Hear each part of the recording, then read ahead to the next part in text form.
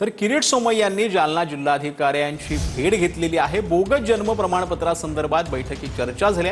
महाराष्ट्रामध्ये 1,23,000 जन्म प्रमाणपत्र रद्द झाले असल्याची सोमय्यांनी यावेळेला माहिती दिली आहे। जालना जिल्ह्यामध्ये 10,000 बोगस जन्म प्रमाणपत्र रद्द झाल्याचं किरीट सोमय्यांनी म्हटलं आहे। 27 शहरात 31 FIR 5,000 लोकांची आतापर्यंत अटक झालेली आहे। 1,23,000 जन्म प्रमाणपत्र रद्द करण्यात आले आहेत। आता पुढच्या टप्प्यात या सगळ्यांना विचारलं जाणार की तुझ्याकडे हिंदुस्थानात जन्म झाल्याचं तुम्हाला तुमच्या परिवारात जर एकाकडे जन्म प्रमाणपत्र नाही तर तू आहे कुठला। तर वीर माता जिजाबाई भोसले उद्यानातील रुद्र नावाच्या वाघाचा मृत्यू झालाय। भाजपचे दक्षिण मुंबई सरचिटणीस नितीन बनकर यांच्या पत्रानंतर हा खुलासा झाला। 25 ऑक्टोबरला रुद्र नावाच्या वाघाचा मृत्यू झालेला होता। उद्यान प्रशासनाकडून तब्बल 2 महिन्यांनंतर हा धक्कादायक खुलासा करण्यात आला। 2 महिने मृत्यू का लपवला असा सवाल यावेळेला नितीन बनकर यांनी विचारला। वाघांचा मृत्यू 2 सलग महिन्यांमध्ये झालेला आहे। ही बाब अतिशय गंभीर आहे। याचा अर्थ राणीबाग प्रशासनाच्या गलथानपणामुळे या 2 वन्यजीवांचा जीव या ठिकाणी गेलेला आहे। मी या ठिकाणी आपल्याद्वारे विनंती करतो प्रशासनाला की या दोन्ही वाघांच्या मृत्यूचं खरं कारण काय ते जनतेसमोर आलं पाहिजे।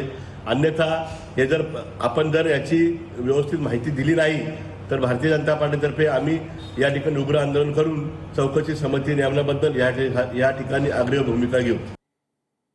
तर अमरावतीमध्ये रस्त्याच्या बाजूला फुलं विकणाऱ्या शेतकऱ्याची फुलं अतिक्रमण विभागानं फेकल्याचा आरोप शेतकऱ्यानं केला।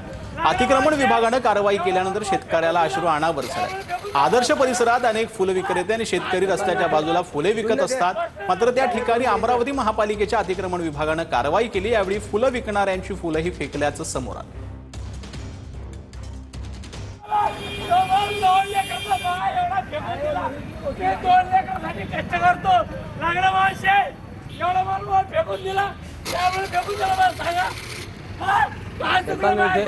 देऊन दे डाले 2 द्यायचे, वावरातला माल होता द्यायचा, 2 डाले देऊन द्यायचे, 2 डाले आहे ते देऊन द्या, माल देऊन द्या द्यायचा, डाले घेऊन जा रिकामे, माल देऊन द्या द्यायचा।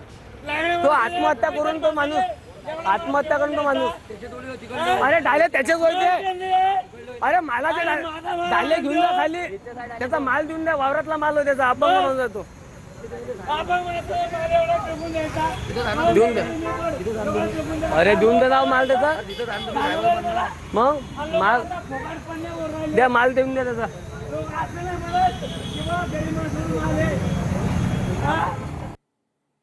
तर बातमी आहे मुंबईतून। गोरेगावच्या विवेक कॉलेजमध्ये बुरकाबंदीवरून विद्यार्थ्यांचं आंदोलन पाहायला मिळालेलं होतं।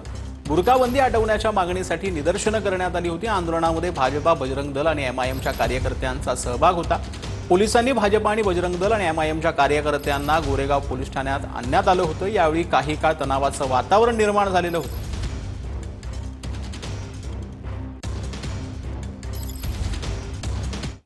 तर मालेगावातील 13 वर्षाच्या गतिमंद मुलीवरती अत्याचार प्रकरणामध्ये आता 55 वर्षाच्या नराधमाला 2 दिवसांची पोलीस कोठडी सुनावण्यात आली। संशयित आरोपीची व्हिडिओ कॉन्फरन्सिंगद्वारे सुनावणी जी आहे ती घेण्यात आली।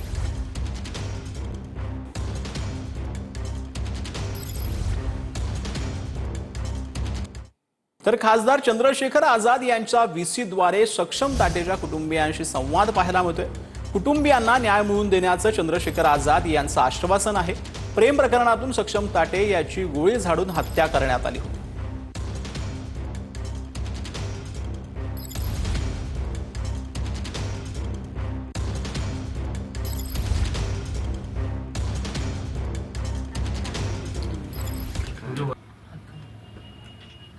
ये जो हुआ ये बड़ा दुखद है।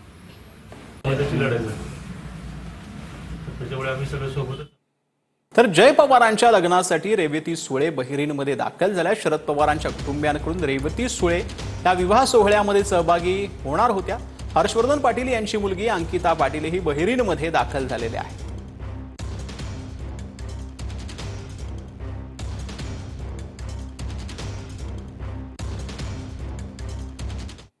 तर मुंबई महापालिकेमध्ये महायुतीचाच महापौर होईल असं प्रवीण दरेकर यांनी म्हटलंय. मुंबई पालिकेत महायुतीचा विजय पक्का असल्याचं प्रवीण दरेकर यांनी म्हटलंय. तर पालिकेत काँग्रेस भाजपचा महापौर होऊ देणार नाही असं यावेळेला अमीन पटेलांनी म्हटलं. मुंबईमध्ये महायुतीचाच त्या ठिकाणी महापौर बनेल हे निर्विवाद सत्य आहे. मुंबईकरांनी विधानसभेच्या निवडणुकीमध्ये दाखवून दिलंय. त्यापेक्षा जास्तीचा चांगला जनाधार महानगरपालिकेत महायुतीला मिळेल आणि महापौर हा आमचा भाजप, शिवसेना, राष्ट्रवादी, अजितदादा या महायुतीचाच असेल. आपको एक चीज 100% बताता हूँ कि ये इलेक्शन का टैली कांग्रेस का द बेस्ट टैली होगा. पिछले इलेक्शनों के मुकाबले में ये टैली बहुत अच्छा होगा. कांग्रेस अपना एड़ी चोटी का जोर लगाएगी जमीन के ऊपर और किसी कीमत पे बीजेपी को अपना महापौर बनने नहीं देगी.